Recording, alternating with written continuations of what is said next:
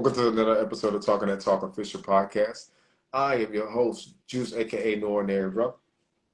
All right, what up, world? Welcome back to your favorite show. I go by the name of King Exodus. As always, we appreciate your time. Make sure you hit that YouTube link in both of our bios. All righty. So as usual, we hit you with a couple of quick topics before we get into our main event for tonight.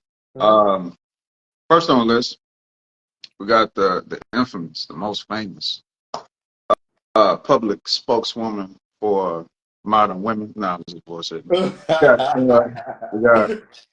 We got Miss Tia Mowry. She went on a rant lately, talking about how the grass isn't necessarily green on the other side as far as tapping into the whole dating atmosphere. And she even made some comments about, things possibly having to go back to a quote unquote traditional sense as far as men courting women, what have you. But at the same time, she also doubled down and was like, the ego, I guess, was like, hey, I still wouldn't go back to a relationship where a man did do these things, but the relationship still, at the same time, no longer served me. So it's like she was standing her ground. You know what I mean? So it's a very chaotic situation outside looking in. I'm not in that situation. But it's very, very interesting how a woman can leave a marriage and a partner that she was with for majority of her life to seek things that's even unknown to what you're seeking for exactly, to experience the unknown and then realize it's not what you anticipated it could be potentially, but still stand your ground and stand in your ego. Like at some point in time, as a society, as adults and individuals, the ego, if it's not serving us in a positive way, it has to sit aside. We have to clearly look at what we're doing and not just how our happiness is affected, but how the realities of the lives of the people around us are affected. Children are involved, families are involved, other people are involved in these type of decisions. So we have now the whole, some people break it down to the 80-20 perspective to where you can get 80% of possibly what you need from an individual, but don't get 20% of what you want. So you'll still leave that relationship as if that's not a good deal. So everything's about give and take. Everything's about trade-offs, right? That's my thing. And this is how you build family, nuclear families, culture, society. But this whole notion of I come before everything, my happiness comes first, I just totally don't agree with it. So I'll let you do your thing. No, I'm just gonna tell you right now. In the words of Kevin Samuel, hey, stay in your marriage ain't shit out here for you. You're gonna find that out real quick when you step out here. The things you're wanting is not there no more. Everybody's competing and wanting different things in this world. You know what I'm saying? Like you said, relationships are trade-offs. That's one of my favorite sayings right now. It's understanding, like, listen, in exchange for this, I'm willing to give you this. In exchange for that, I'm willing to give you that. So when you understand that relationships are more so, like I said, if you want to say complementary or you want to say equally yoked or things like that, you gotta understand, like, yoke, you know, goes up and down at the same time. And, your energy can always shift. It's all about realigning yourself. I don't think a lot of people go back to the realignment of what got them together, what held people together, and the things that what's the word? It was ignited the flame, if you want to say so. Out of that situation, I feel like it's weird to still want your cake and ice cream, but knowing you still want to stand in your own position, uh, it's ludicrous. I believe it's completely ludicrous and bonkers. The woman is basically, bro, I don't understand. Like, if you realize what you had is not there no more, why not just go back to it? Usually it's a man that's prideful, but it's a woman being prideful now. And another thing is she's worried about her personal health. I mean, her personal happiness. I'm still looking at it like, yo, remember y'all had those kids together. I wonder how them kids is reacting to you doing your own thing. Or, are they processing at the same time what you're putting out as an individual? Are they seeing that? We don't ever look at it like that, too. Kids are very conscious of what their parents are doing, especially if they know their parents are famous. They, what I'm saying? They're looking at them tweets, observing how their mom talks. That's all I got. For her to make the comment that men need to be more traditional and court women, I'm like, okay, so men need to be traditional, but you're a wife that left your husband. That's not traditional. So it's, people are picking and choosing how we want to mimic quote unquote traditional relationships and standards in relationships. The shit that we like the most, we keep, and the shit that keeps us trapped because we still want to be so free, we get out of the way. That's slavery. We don't do that. So can't pick and choose. Can't have it both ways. If the men are gonna be traditional and court women and do all these great, beautiful things you want, the women have to be traditional at the same time. You know what I mean? So that's where the whole balance thing comes into play. You know what I mean? If you want to be partners, that's what partners do. They work together. You know what I mean? So next topic. Hey, you see me hit the glasses. Yeah, next topic. All right. So we have the whole America, and we'll be brief with this one, but America really is involved in like two different wars at the same time. We have the Russia and Ukraine situation, to where we sent billions and billions and billions of dollars in liquid and military aid to Ukraine. We're still doing it. You know, dude came over here begging for more. Like, you know what I'm saying? Like, I think he addicted to the money now. He come over here like, yo, man, please, man. Yo, please, man. You know, that's that kind of energy. And then we give him more money. And then we have the situation going on in Israel. Now, like I said, brief on this. Some people is like, I stand with Israel, like, right? But I'm like, you possibly can't really like mean that in the most authentic way, because that's not the authentic Israel. Like, you know, like you have a landmass that's populated by converts, right? And people that pretty much wiped out the indigenous people of the land, took the land, right? So that's like an extension of America, which is why America is so heavily involved in this situation, is because it's nothing more but America and a quote unquote Middle East. So of course they're gonna send the largest warships and everything else, because that's an extension of America. That's not the indigenous Israeli people, quote unquote. So yeah, we want to say it's the Holy Land and whatnot, but if the land was stolen from the indigenous people and they don't have the rights or the benefits that these converts have, right? How can we stand with Israel, quote unquote? That's not the authentic Israel, so to speak. So it's just amazing how these things have an effect on the stock market in America, global economy, oil and gas, stocks surged within a couple of days of these things transpiring, and war stocks. You know, your companies like Boeing, Lockheed Martin, these stocks are soaring. So people are investing into defensive stocks and energy stocks. But it's interesting because little do people know, America is the biggest producer of oil in the world. Over, I believe, between 15 and 20% of the oil is produced in America. So gas prices are actually going down. So energy stocks may not be the play for too long. But it's just interesting how these things have an impact globally on the entire world based on conflict that arises. But America gonna get their hands into what protects and benefits America on a scale. And it can affect the people in a negative way, but if it benefits an agenda or something they're trying to protect, then they're gonna be all out for it. So I'll let you do your thing. Man, yeah, I'm gonna keep this very short. I haven't been paying attention to any of that. You know, I disrespected the podcast when I mean up on my own way. I will say this: things that he's talking about stock wise is absolutely true. For instance, Rocky Morton, as he was talking about, I got a friend that works in NASA. I'll be visiting NASA this weekend. You know, they got an open thing right now for everybody to come out there. It's some stuff that's going on in the world that where, you know, where one sector is getting affected, but all different stocks, commerce, countries. It still puzzles me at times, but then I understand if you're heavily invested into it, that's why it soars up and down or spikes up and down. But yeah, that's all I got on it. Yeah, that's all I got. I haven't been really paying attention to the war. Just been keeping his head down over this thing. But we're gonna do my topic real quick. You know what I'm saying? Did you want to add to it real quick? No, do you think? Okay, man. Listen. Quick topic right here. I want to talk about Mikey Williams, y'all. I've been watching this young man's journey for like 2 to 3 years, y'all. Like, I think longer than that. Mikey Williams was a phenomenal upcoming basketball star, right? You had LaMelo Ball, right? And yeah, Mikey Williams, like right there in this little group that's coming behind it. Mikey was also part of the generation that was able to get paid for playing in high school.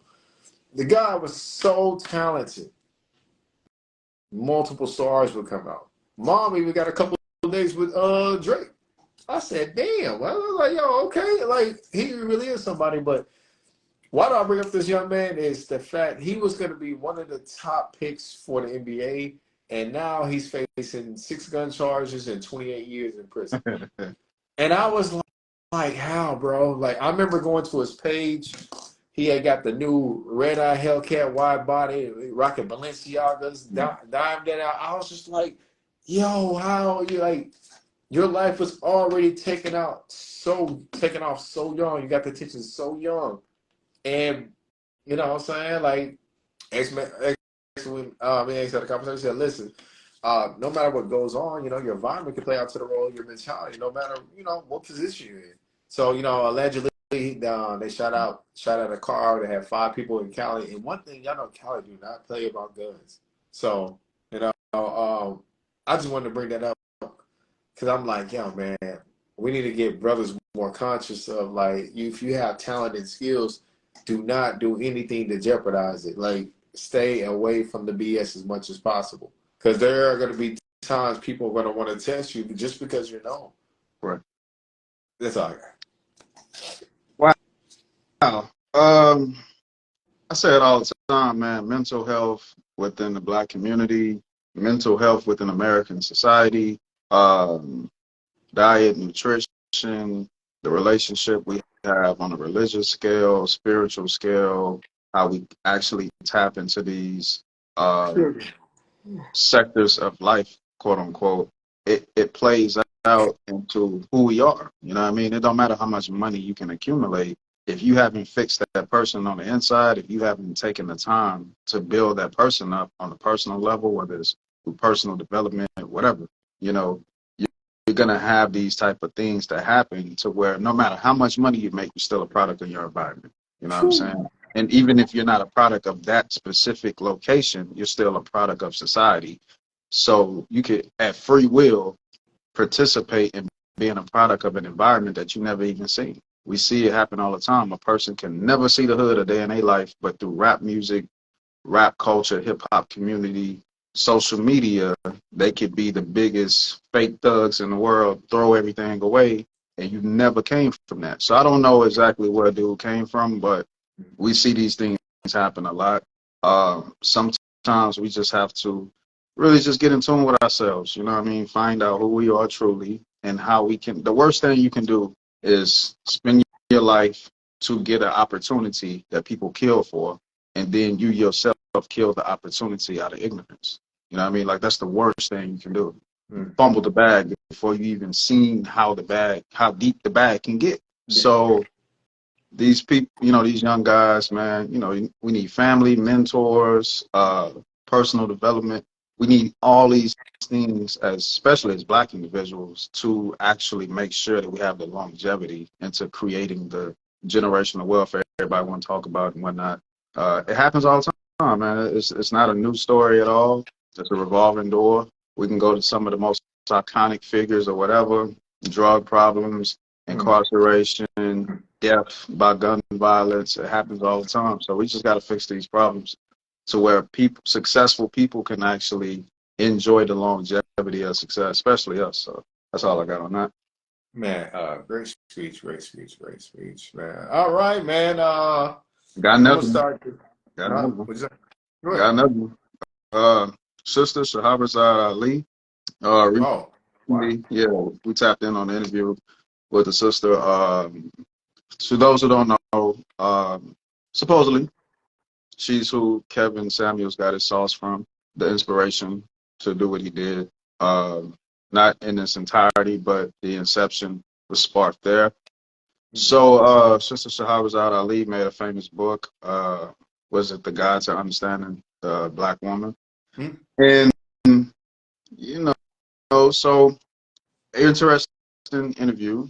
I agree with a lot of the things that she stated, and it was very also interesting how her message sparked the brain of Kevin Samuels to do what he was doing, but he did it within his own particular fashion.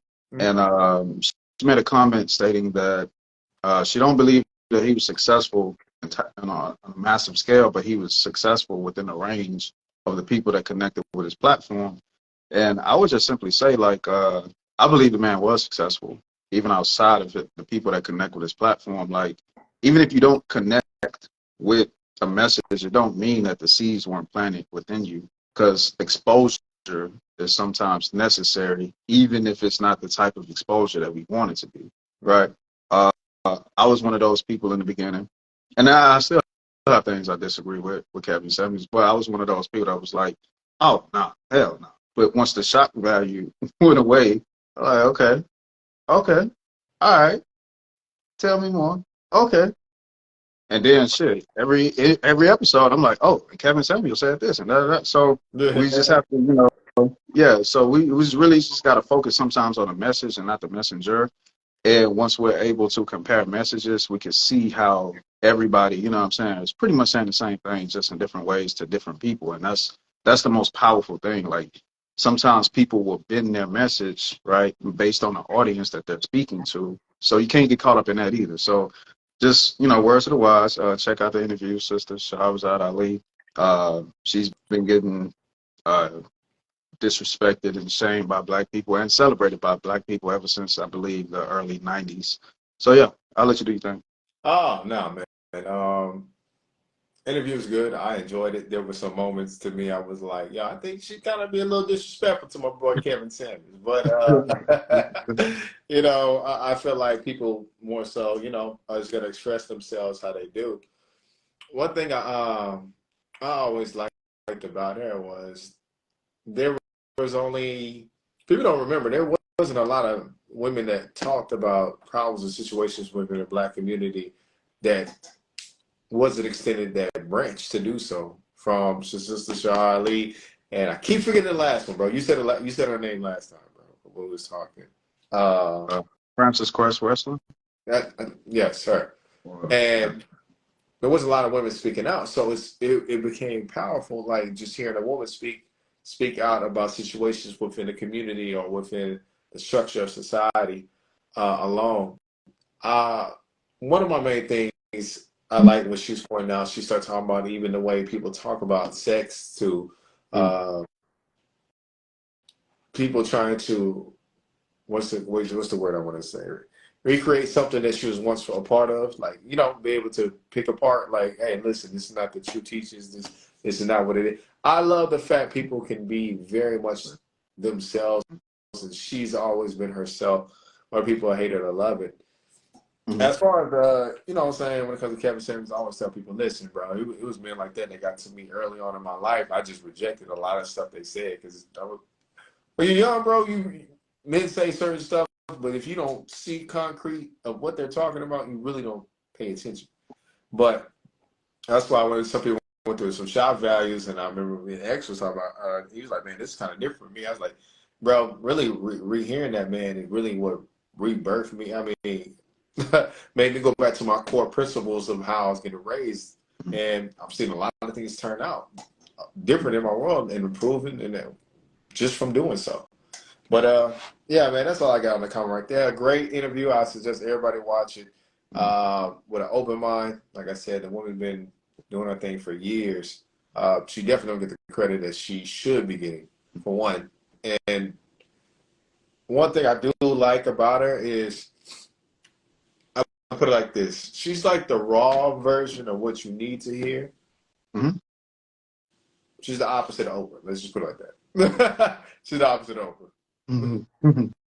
Hey, somebody got to be the bad guy. Somebody got to be the bad guy. Somebody got to give out free cars, man. All right. So, children of the future, great topic. We'll tap into this on multiple levels. How people are raising their kids nowadays, what they're exposing their children to.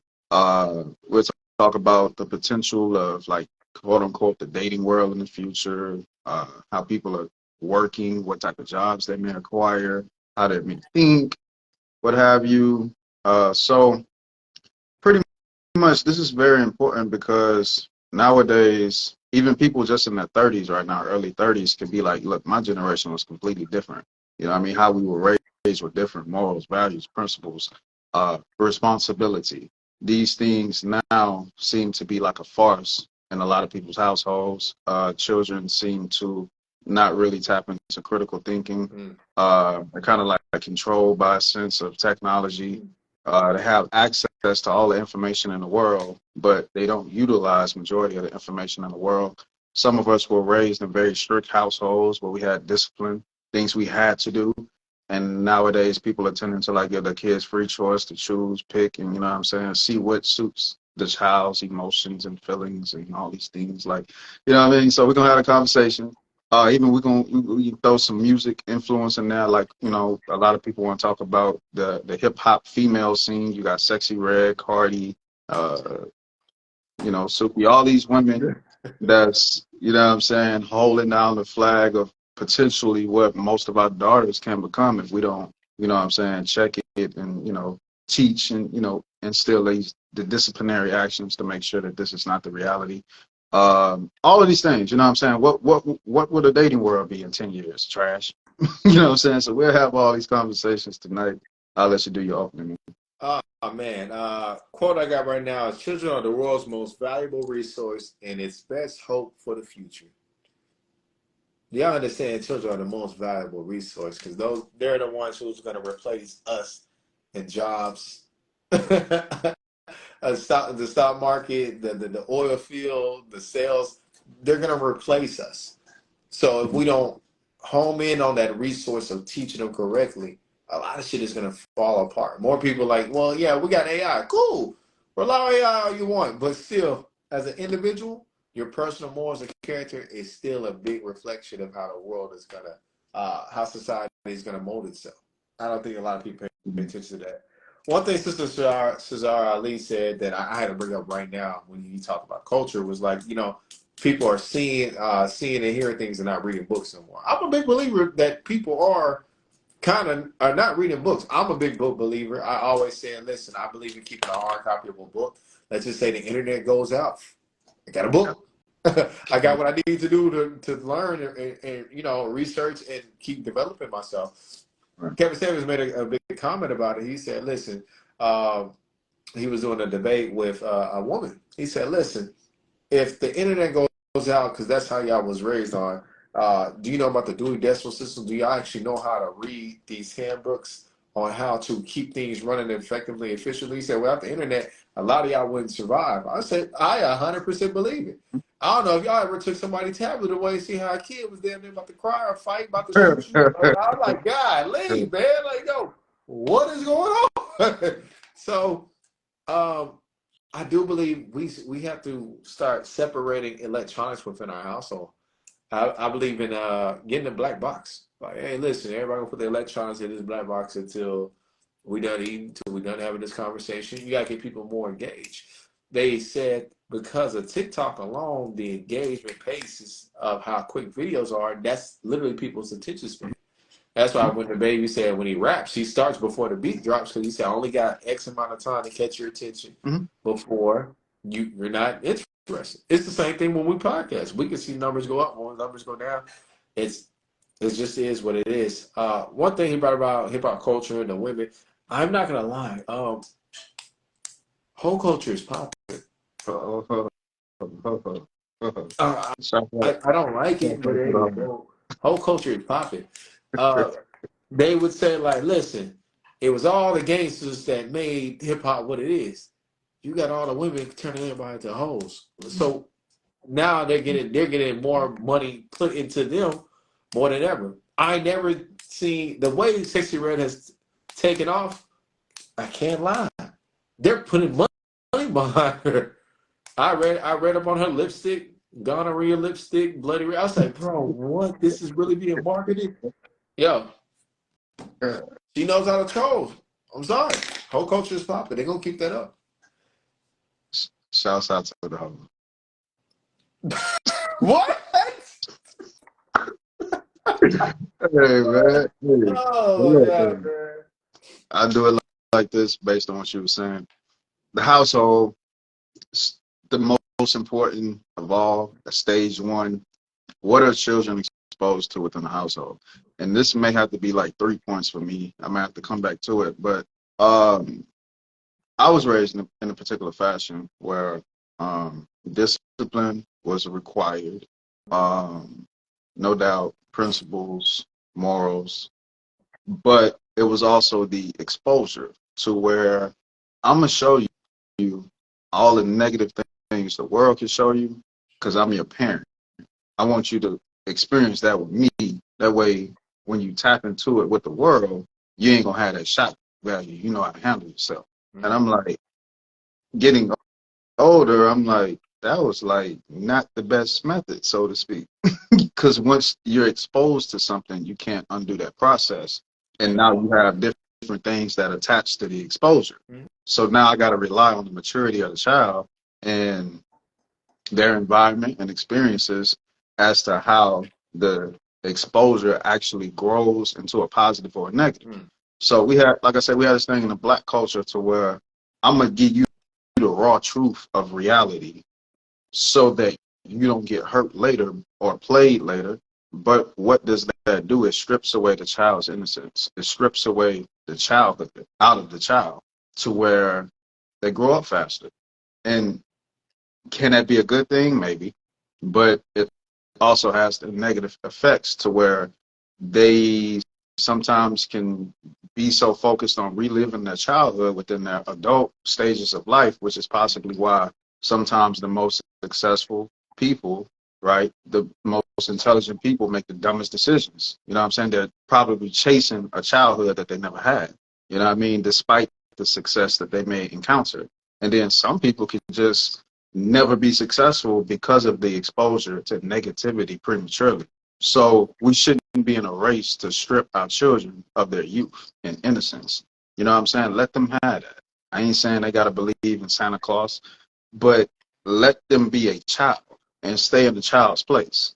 You know what I'm saying? Sometimes even a child making decisions for themselves, it's cool to observe because now you can see the way your child is producing their thoughts Mm. and what type of actions will they attach to these thoughts. And now you can see the development of the character of the child. But some people just take it too far and let children make decisions prematurely. And now that child got to live with that decision, no matter how it unfolds, positive or negative. So parents have to guide, lead, give instructions, discipline. This is why the father is so important because he's the disciplinary person. Maybe not so much in the physical, but when it comes to, yo, these things have to be done. This is what is required of you. And if you don't meet these requirements, this is your discipline. That's what the fathers are for. You know what I'm saying? So when we strip the father out of the household and we take that power away from him to effectively lead and give that those disciplinary actions, now we have a society full of children that do what the hell they want to do. You know what I Mm. mean? So we just have to be careful about how we expose our children to quote unquote reality. Even something simple as music. Um, some people feel as though, look, I'm not going to watch certain movies. I'm not going to listen to certain types of music around my children based on what age they are. Some people, it's like, well, fuck it. I'm going to let you hear the music now and see these things on TV because this is what real life is. And it's like, no, you have to keep children in an innocent box until, you know what I'm saying, they're able to semi understand what is going on with reality. They say potentially by the age of 5, a child develops their character in full. Imagination is fully grown, right? So some people won't allow their children to even listen to hip hop until like 10 or 11 years old, right? Because they don't want the music to have an impact on their imagination, thinking processes prematurely. So just words to the wise, we have to be careful about what we expose our children to. Them growing up too fast should never be the push. You know what I'm saying? If you have a mature child, fine. Still keep them within the parameter of being a child. So I'll let you do your thing. Oh man, I'm gonna start off with a negative real quick. Uh, due to exposures of how parents parent, understand you got your kids manipulating other kids. Nobody wants to admit that. They be like, well, where'd you learn that from? Well, hey, so and so taught me.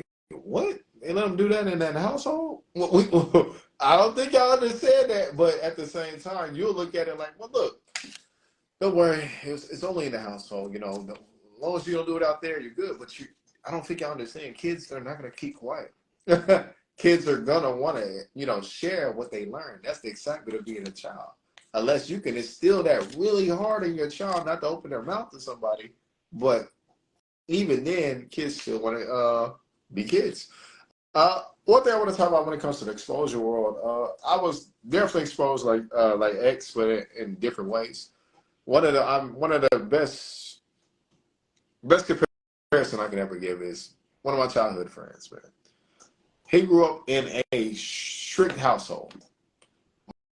My house was strict, but hey, you can still, you still learn. You kind of do what you do. I remember one time I went over to his house. I turned on The Simpsons. His mom came in and was like, "We're not allowed. We don't watch that over here." I'm like, "Oh, okay." Well, I was like, "Hey, I'm sorry. We go back to my house." He's like, "Yo, man, is that The Simpsons?" I'm like, "Yeah, man, I watch all the time." He's like, "Oh, let me see it." So remember, what he's not being exposed to, he's being exposed to once he's at another person's house. Mm-hmm. So one of the biggest things every time I ever seen his parents, man, he's raised in a nuclear household. Everybody in his family married, is married except for one person. I always thank his parents a lot. I said, listen, I understand what y'all did and why y'all did it. One thing he used to tell me was like, listen, man, being so strict in the household, it made me very rebellious. I didn't want to listen. I didn't want to do that. I always felt like somebody was holding me down or doing something of that nature. He said, but oddly enough, he said, you was raised with freedom, but you still didn't act on it. I was like, no. I was like, I had too many examples around me of seeing what to do and what not to do. So one thing about that is even if you try to keep your child in a certain parental guidance, you have to eventually learn how to properly expose them to something. Because if they never been exposed to it, then they don't know how to react to it, right? I remember one time as a child, a police officer had pulled, it was me, my homeboy, and a couple other people over, right? No, not to pull, they pulled us over, but we was walking the neighborhood. They tried to write us a ticket for jaywalking. And we literally was walking straight. It was after the pool. And they got to separating us. And we was like, we're not exposed to certain things. We don't know how to behave to certain things. The first thing they asked my homeboy was like, hey, man, are you okay? Are they bullying you? Are they trying to kidnap you? He's like, what the fuck? What's going on? He didn't understand. Like, no, we're all friends. We all stay in the same neighborhood. We still do the same thing. And when it came to us, on our side, it's more so like, hey, listen, which one of y'all made this kid do something he don't want to do? I was like, what the fuck? They're like, you got to be careful how you react and what you say. So that's why I said, like, if you don't know what to do in certain situations you've never been exposed to, is very critical. One of the main things is like, I don't know about y'all, but we was getting them tossed early on within the household sometimes. Like, hey, listen, you're a black child, just understand, you're only going to be cute for a certain age till you become dangerous. And it's not even because you actually did anything. It's just the color of your skin. Took me a while to learn that. Gotta be honest. Yes, sir. One thing I can tap into would be something simple as, look, children should have an attire, right? Mm-hmm. Nowadays, we get into a space where little girls, for example, it's not too many separations of what they would wear, their hairstyles, the clothes, whatnot, the length of the clothes. It's not much of a difference in the comparison of that to grown women no more. You know what I mean? So it's like we live in a very sexist society, right? It's very sexual. So to push our children in that space to where they don't dress appropriately for their age is irresponsible. In a lot of these situations, you have the fathers saying, "Look, I don't like that." And the mothers, "I don't see nothing wrong with it." You know what I mean? So these things happen on a daily basis to where little girls wearing eyelashes, makeup, you know, clothes is short, hairstyles aren't girly. They're, you know what I mean? So Mm. um, as I, time goes by, of course, there's going to be a change within how children dress, right? Of course, we know that. But let's just keep it to, let's put handles on that shit. You know what I mean? Like, because you have to remember, outside of just there being predators in the world, I feel as though if you expose your child to anything sexual, listen slowly, I know that sounds bad, pause, right? Even if it's the way they dress and express their sexuality, you have to give them proper sex education at the same time. So you're sending them into a sexual society with this energy, unknowingly or knowingly, right? But they lack the education. So it's things that come attached to the way that they dress and present themselves, especially as little girls, right? From what I've seen through observation, I'm not a woman. I've never been a woman a day in my life. You know what I'm saying? So everybody can't say that. What have you? Moving on. um, I'm just outside looking in. When I see a little girl that may dress inappropriately for her age, it does something to her mentality. It does something to the way she talks. She get a little bit more sassy, you know what I'm saying? To get a little bit more, you know what I'm saying, feeling herself a little bit more. They walk a little extra. They take pictures a little extra. So you're pushing them into a space that they're not prepared for.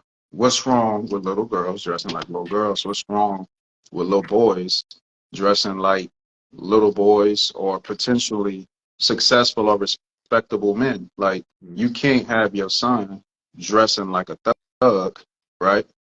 But you have all these complications with men in the dating world. Oh, men ain't shit. Men don't court women. Men da da da.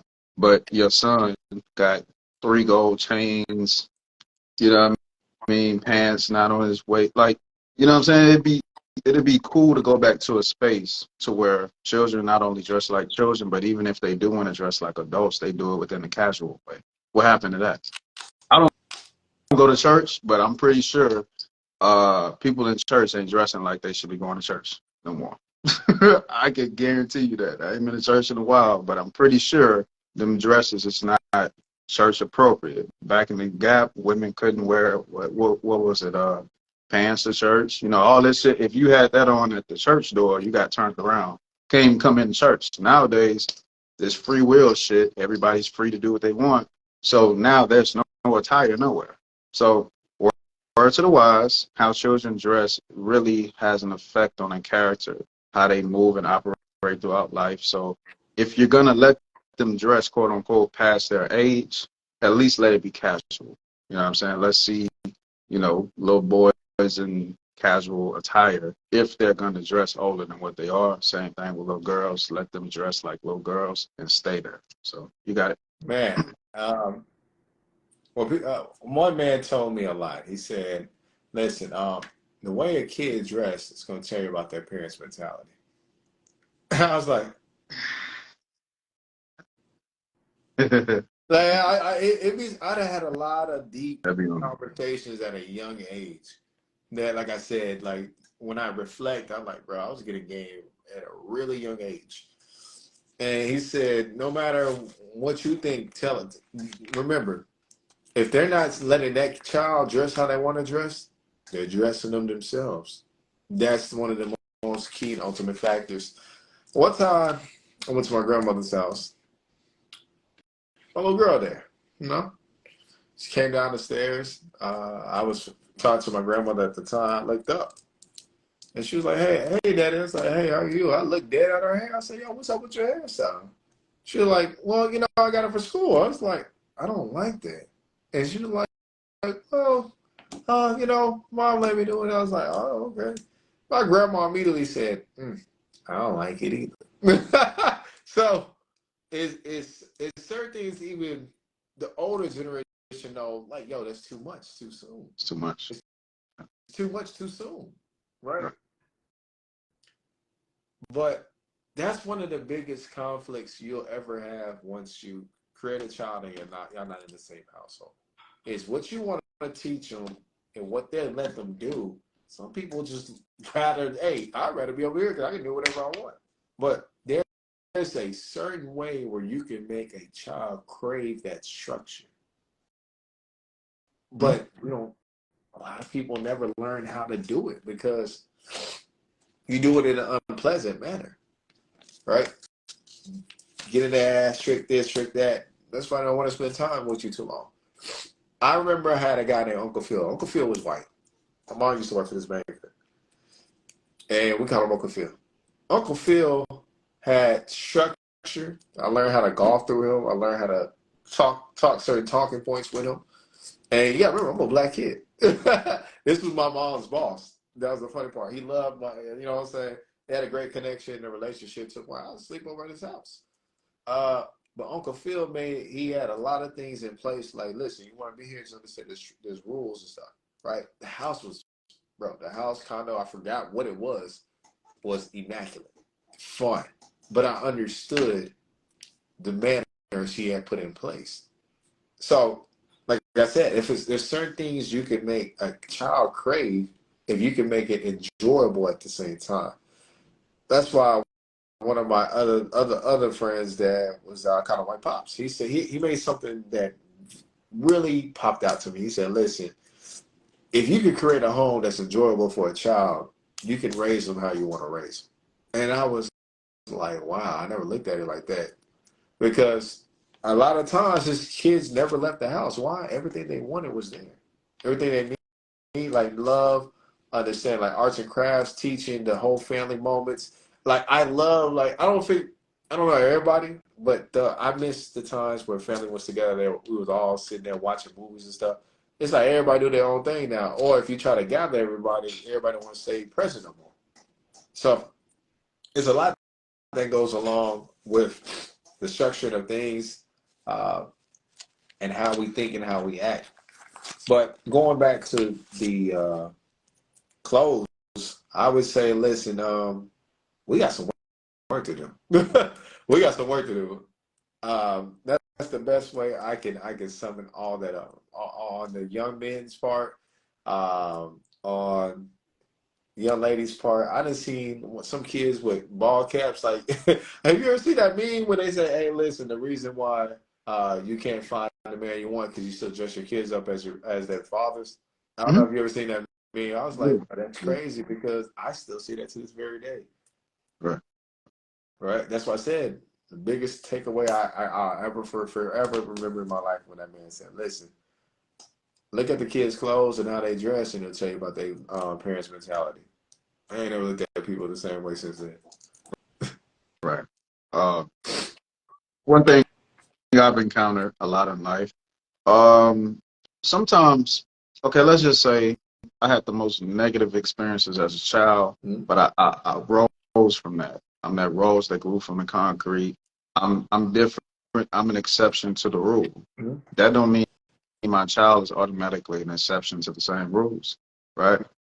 You have to realize, look, even for my spiritual people, yeah, we rock with the ancestors, the ancestral plane and all this. All your ancestors wasn't good. I got a lot of ancestors that wasn't shit. So I'm sorry, bro. Hold on, yeah, bro. yeah. A lot of people don't acknowledge that, Right. bro. I said that to a couple of people looked at me crazy. I was like, all right, man. Right. So my kid is a combination of not only my ancestors that ain't shit or wasn't shit, but it's also a combination of somebody else's ancestors that wasn't shit and ain't shit. So I can't raise my child as if you have the mental fortitude, right, that I have and that I acquired. I got to treat you like the average.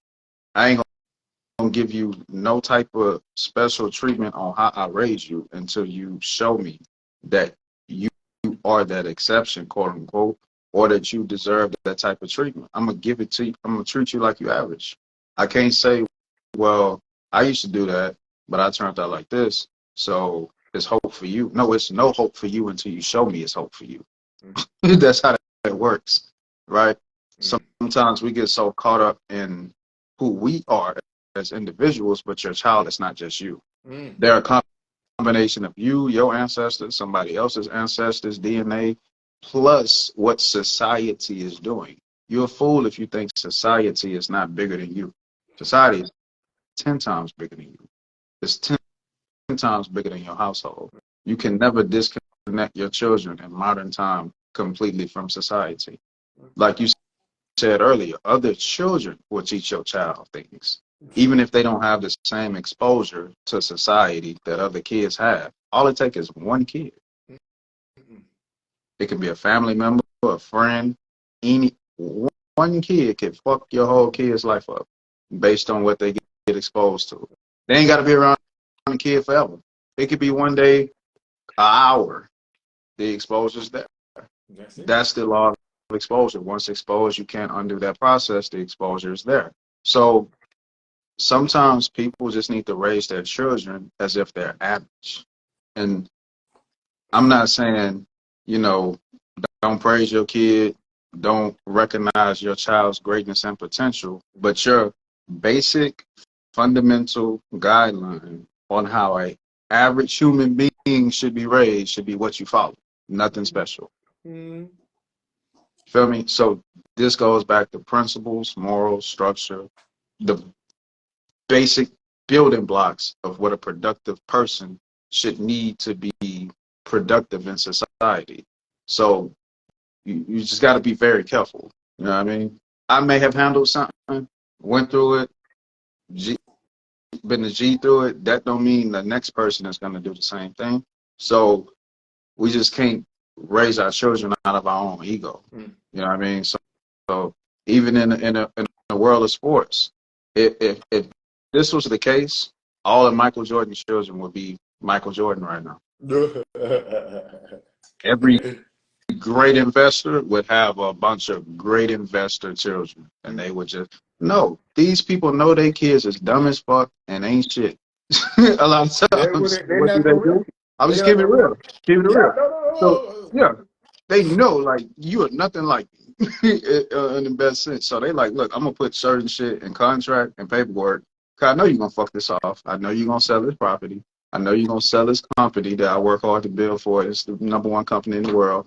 Trust So I gotta put I have to treat you like you average until you show me you're above average. me. So all this kissing my kids' ass and you all these things because I had low self esteem growing up, so I'm gonna hype you up and I'm gonna build up your ego and you ain't gonna have self esteem issues. That's trash. Mm, I can love you, you know what I'm saying? I can give you positive affirmations so that you don't have self esteem issues, but I'm not gonna boost your ego to make you feel like you're something that you're not just because I'm dealing out of my own trauma. And no shots to the women, but women do that a lot with their kids, especially their daughters. No one ever told me I was beautiful, so I'm gonna tell you not just you're beautiful and what a beautiful woman should do mentally to make sure her beauty is aligned with her intelligence and her femininity, but I'm gonna just be so hyperactive on you're beautiful, I'm gonna turn you into a diva. I ain't gave you nothing else but be a diva because a man never told me I was beautiful. Now, how does that work out? She ain't gonna have self-esteem issues, but she ain't gonna never get married.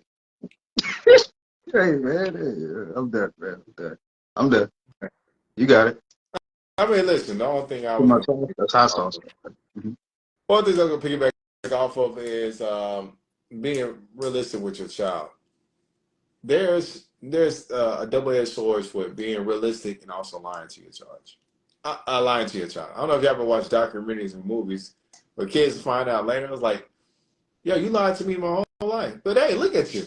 Without me, you wouldn't even got here. What if I told you the truth? You really ain't shit. Like, I didn't see moments like that in person. In person, it's way more shocking than it is in movies. I'm telling you right now. So the false confidence and the bravado. Man, listen.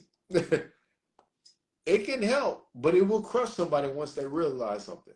It will obliterate them, right? One of the main things we could talk about alone was one of what's that Tyler Perry movie, man?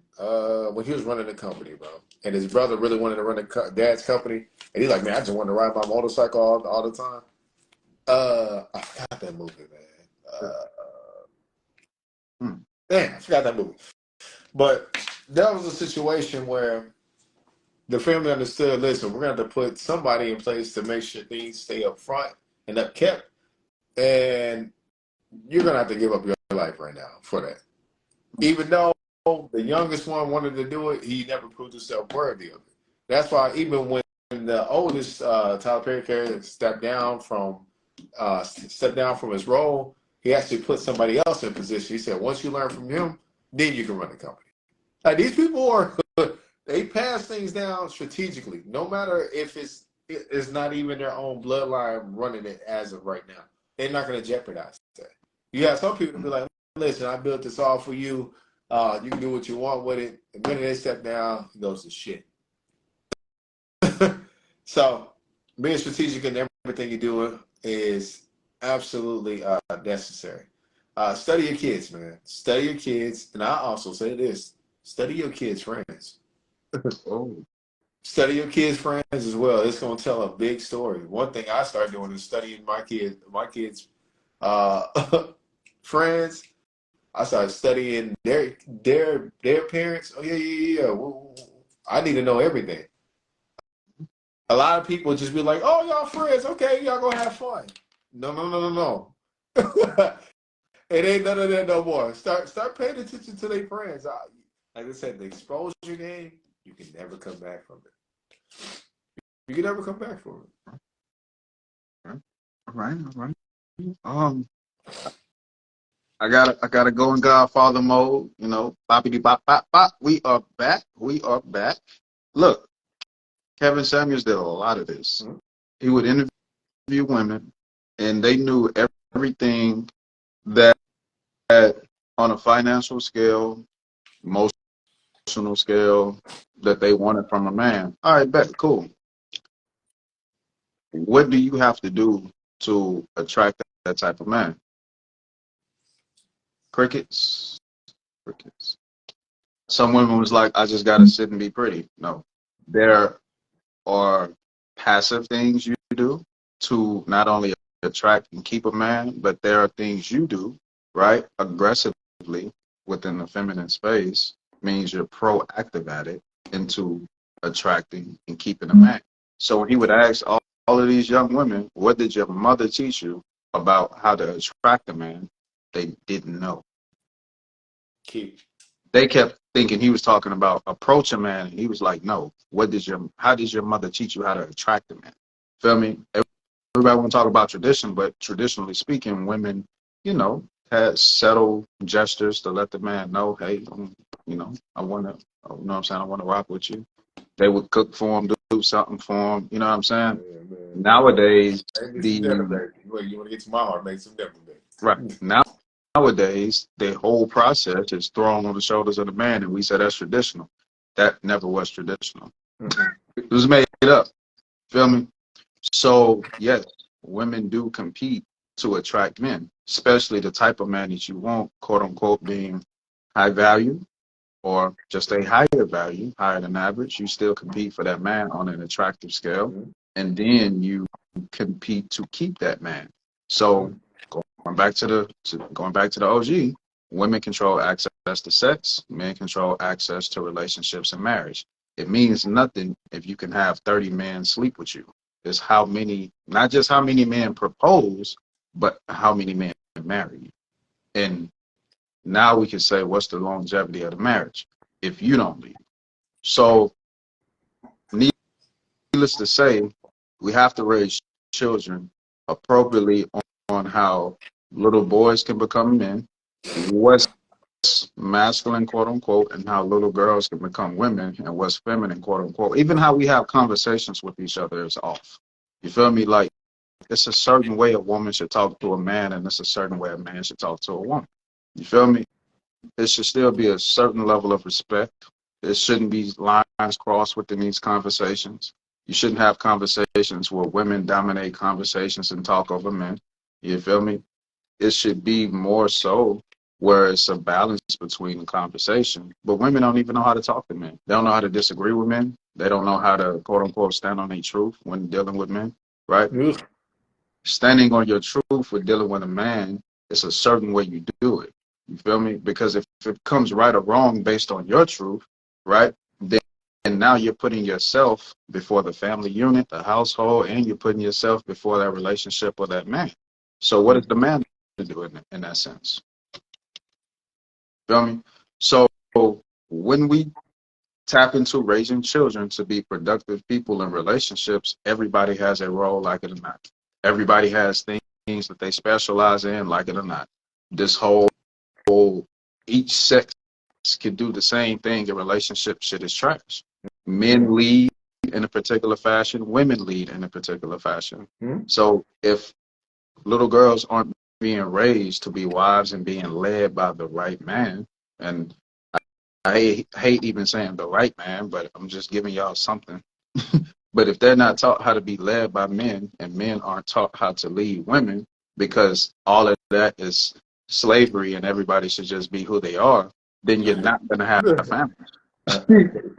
You're not going to Bro, I have ain't gonna family. lie, I hate that so Yeah, you're bad, bro. Like not going to anytime, have family. man, bro, I hate that so bad, bro. If a woman get with a man, you marry a man, whatever.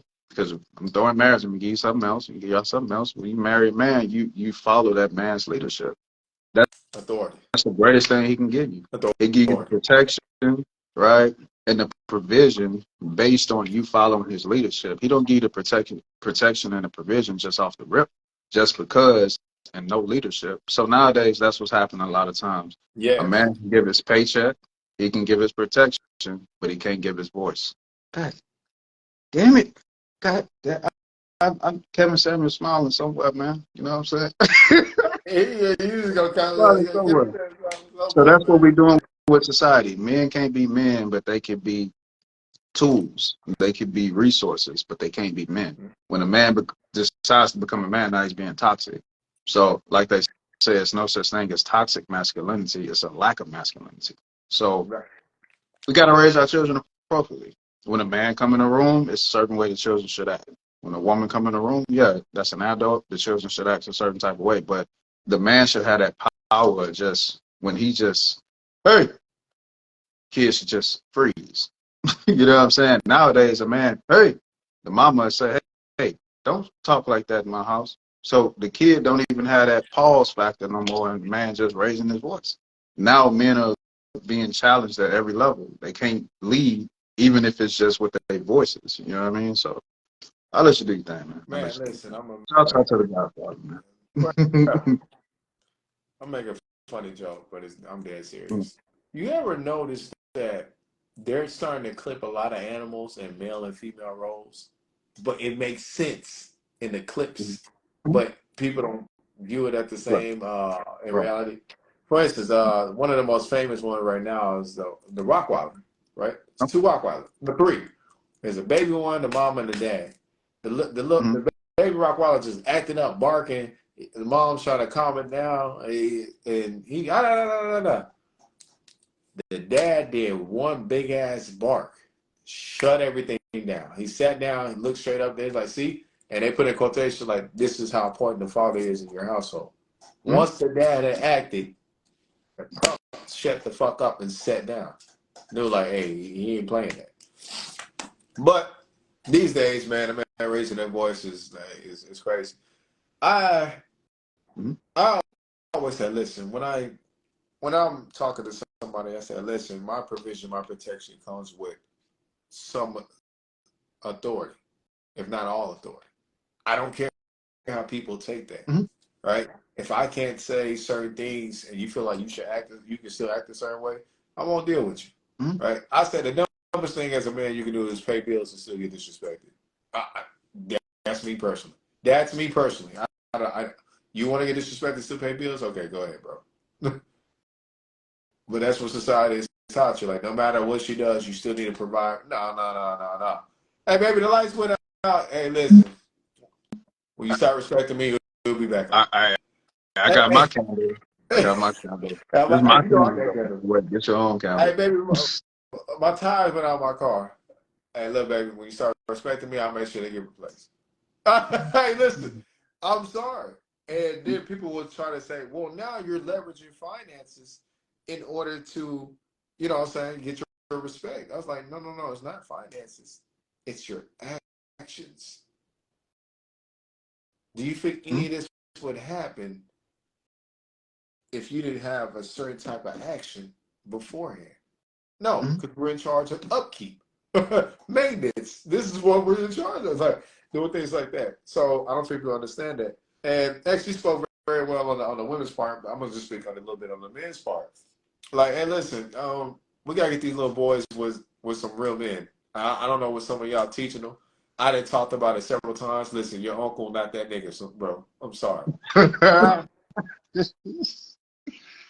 I get so tired of y'all just trying to volunteer y'all uncles and cousins Uncle. to have men talk with them, and but the child tell you he's connected with other men outside the household deeply, but y'all still want to use the ones that's around. Apparently, he's not connected with the motherfuckers, bro. There's a reason why. He's not interested. Maybe they don't have the authority. Maybe they don't have the talent, or they're not understanding the nephew, cousin, whatever he is, the godson, to a point the one on the outside is more impactful. And that's why we said when we have male teachers within the education system, they seem to be more impactful than the fathers and uncles and cousins in their own family. Because one thing they're viewing is a man teaching them. That's really big. I don't think people understand that at all. What are you teaching that child when he's home versus when he goes to school? Why is he more excited to learn at school than home? It can be united in a very harmonious way, and y'all can like do shit together. What do you teach you there? Okay, okay, well we'll do that here. And, like I said, I always talk about 5 things I believe every man should be able to do. I would say become the best version of himself, the ability to teach, the ability to teach, the ability to provide, become resourceful and informative. These it's crucial. So sometimes a lot of these young men are not even seeing any of this stuff, right? They might see people being resourceful, but to what degree, what realm are they seeing resources being done though? Is it from people being productive and producers in the citizen and legal way, or is it in the illegal way? See, the same 5 things I talked about works in both realms. He could be the best criminal in the world, better version of himself. He could be the best productive citizen and man, law-abiding citizen of the world. Right. It's all about how you place that child and the male influence behind it. So, and then another thing, I talked about this a couple of times. Being younger and being around men at one point was somewhat intimidating to me because when I wasn't around it, I wasn't used to them talking a particular way. Remember, we talked about the voice. A man's bass shocks a man's body, a young boy's body. Yes, it does. So he's if he starts becoming rebellious because he's now getting shocked later on in life, what do you think he's going to become rebellious to? The law, the certain stuff like that, because he's not around the men. That's why they said in studies that sometimes the most masculine thing a child goes through is if he played sports. That's the only time he interacted with other males, men, peers of his age, because he can also learn from the peers how to react when something is done to them the same way it's done to him. So it's all about the teaching process, man. We got to really get on that, and we got to get some skills, trades. We'll have a whole talk about that trade shit. Let y'all know. Alrighty.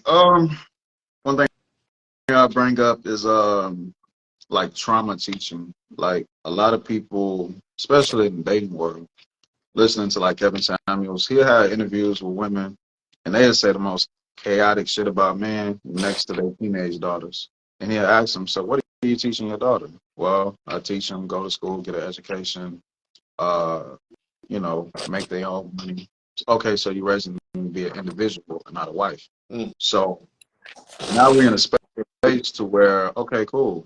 Uh, have things set in place for yourself.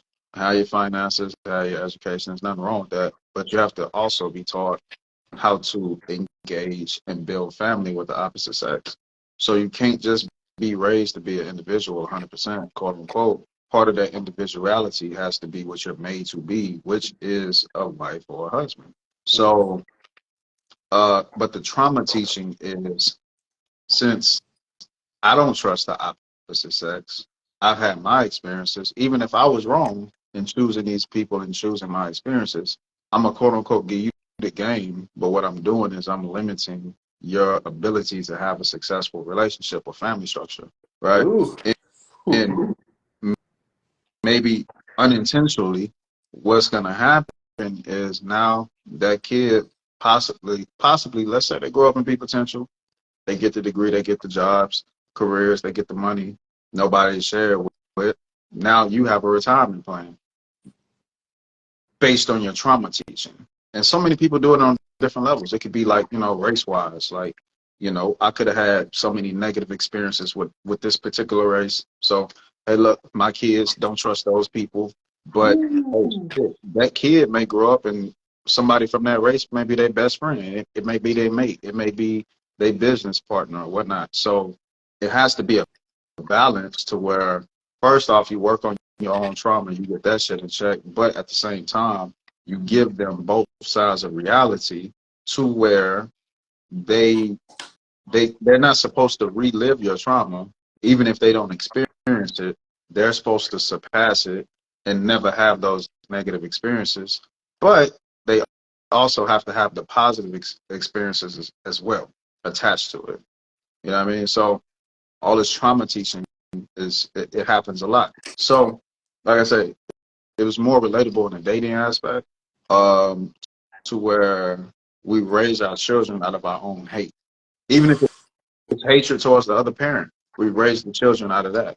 It could be hatred towards a family member. It could be hatred towards whatever. We raise our children out of hatred.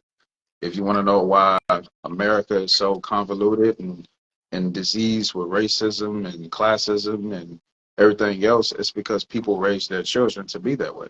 You know what I mean? So, but we have this curtain where we actually push. Oh no, our children are free. They do what they want. They make their own decisions. We give them equal opportunity and equal this and equal that. No, you don't. You teach your kid to be the same asshole you are, or you teach your kid to be the asshole you never were, and you feel Yeah. like The person you couldn't be. The person you couldn't be. right. And you feel like that's the protective mechanism and that's the armor in the world. No, that's trash. You got dogged out by men. I'm gonna make sure my daughter never get dogged out by men. Fellas, you dogged out every woman you came in contact with. I'm gonna make sure my baby girl don't get dogged out. I'm gonna give her a game. Like, the trauma teaching has to stop. You know what I'm saying? It's two folds to it, but let's just throw it in the trash. You know what I mean? So I feel like if you work on your trauma, then you could quote unquote give the teaching because you solve the problem. You can't teach somebody uh anything other than but a solution. I can't expose you to a problem that I haven't solved myself. That may be a problem I might want to keep away from you. You know what I mean? Because now I'm putting you in a position to where I gave you exposure to a problem, but I ain't give you the tools to solve it. So now I'm putting all that on you. Mm. So as parents, if we haven't solved the problem, let's not even get a problem to our child until we find a proper solution. So I'll let you do. Oh man, you touched on a lot of key points I don't even really have to talk about. One thing I'll say, I ask you, man, what are you looking at when we talk about children of the future? Do you see society becoming more lazy, or because Yeah. I'm just kind of curious. Like, do you see society becoming Mhm. more future becoming more lazy? I'm looking at like jobs, positions enrollment. Like I said earlier, like, Mhm. hey, listen, children are the most valuable resource, but Right. at the same time, what are the resources being exposed to? You know, I guess that's what my mind had kind of drifted off to. And like I said, we don't have to keep going on the subject, but that's something that popped in my mind. What do you think about that? Is the future becoming more lazy for the next generation, or they lazy right now because of technology? Um, I keep it G. These kids gonna be lazy as fuck. It's a lot of these kids. Look, I was cooking like by like 11, or at least I was in the kitchen by like 10. You know what I mean? Like I was doing a lot of things that I wouldn't even ask to do. Nowadays, if you like have a child do chores, that's like trauma. That's They get depressed from doing chores, Bro, and you you know know. they actually had a topic over there. I didn't mean to cut you off. They had Yeah, yeah. I said, wow. Yeah, that's depressive behavior. Like chores is they have a whole wash the dishes. It's 5 dishes in the sink. 5 dishes. Like it ain't like we don't even have families where it's like 10 people in the house, sink full. Yo, put the dishes in the dishwasher. I would kill myself. Like what the fuck? Like yo, like a lot of these kids want something for nothing nowadays. That's how they raised, you know. Is it the technology? Maybe, but I'm looking at the parents more Oh, your so. parents, yeah. Um, They I don't they let them. understand Uber Eats. I don't understand kids spending a massive amounts of money to order food to get it delivered to them. I don't understand it. I don't understand kids having access to information, even if we're talking about AI, but still have failing grades in school and be some of the dumbest generations we've seen. No disrespect. I don't understand it. It's lazy. You can literally pull out your phone, find out anything you need to find out. Why don't every child have all A's right now? Right. Don't make sense.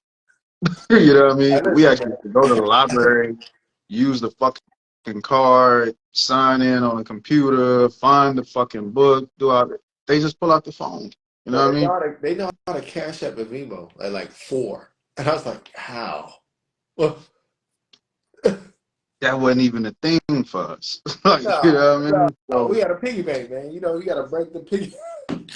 yeah, Man, we so had to break the piggy bank, man. yeah, so I'm like, yo, I'm more so on that type of shit to where wake these kids up early on the weekends. Right. I remember that. I used to hate that shit. Yeah, you know what I'm saying? You gotta throw a bucket of water on them, bang some pots in the air, whatever. Terrorize them. Shake them motherfuckers up. You know what I'm saying? Do something. Get them the fuck outside. They don't even know what sunlight. They're like vampires now. Sun hit them, they start passing out and fainting and shit. Like sunlight fucks them up now. Like you know what I'm saying? Like yo, fucking vampires now. Get these fuckers outside. Show them how to plant. You know, show them agriculture. Show them how to cook. Show them, you know, have them in the kitchen. Have them doing chores. Even if they do the chores wrong, I know a lot of parents be like, well, I don't want you to do these chores because you're going to do it wrong and then I got to fix it. So fucking what? Let them learn. Like, Shit. that's just sometimes what it takes for them to learn. So, yeah, put pressure on it. Kids are too comfortable now. They don't have no pressure, bro.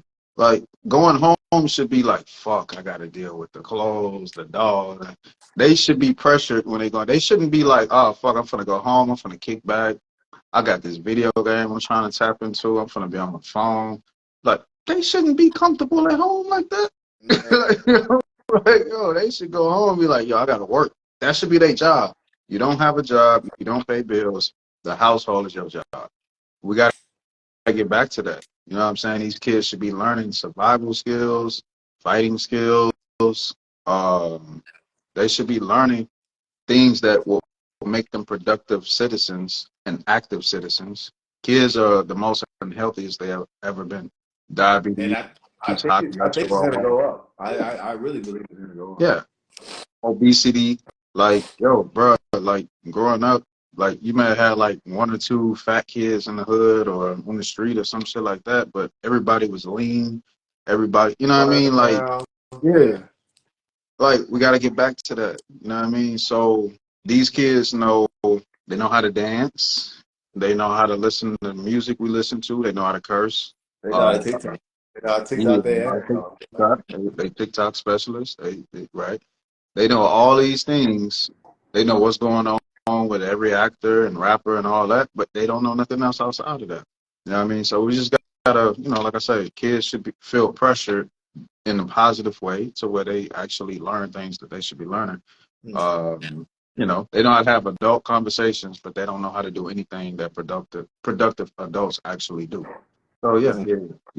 And that time to my last point is entertainment. How kids entertain themselves is important.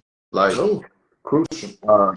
Look, I grew up on video games, but I also grew up on dominoes, card games. So a lot of imagine what household functions would be like in 10 years, and nobody's gonna know how to play dominoes, spades, Uno. It ain't that important, bro. They not gonna know how to play It ain't nothing. that There's no important. games.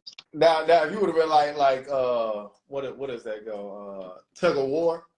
You got to keep the active activities. You ain't got to do all the active activities. I believe is way more important, bro. Active. True. But I'm saying, like, you know, it's the common things that, you know what I'm saying, people do. Like, they're not gonna know how to do none of that. The dominoes is just too much math. You say dominoes. You say, It's too I really want to much play math. dominoes. I gotta count. Like, I'm like, what? Like, you know what I'm saying? Like, we couldn't wait to get to the domino table. Like, you know what I'm saying? Like, it's just Uno's still deadly, man. I don't know about you. Uno is the people. Yeah, If I don't know you, I'll play Uno with you because some hands can get thrown, guns get Uno get deadly. Yeah, everybody Uno. got their own rules. Everybody don't play by all the rules. You know Yeah, what I bro. mean? And people make up their own rules. I'm like, Them skips and Uno outs get deadly. Them skips. bro. Yeah.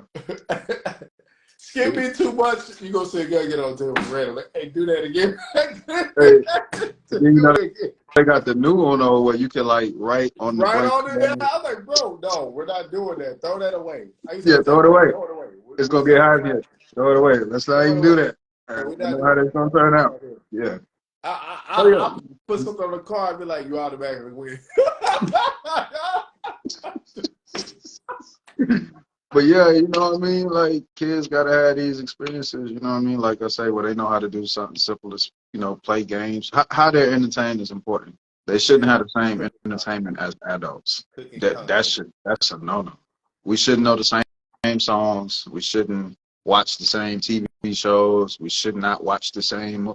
Your catalog of entertainment should be completely different from mine.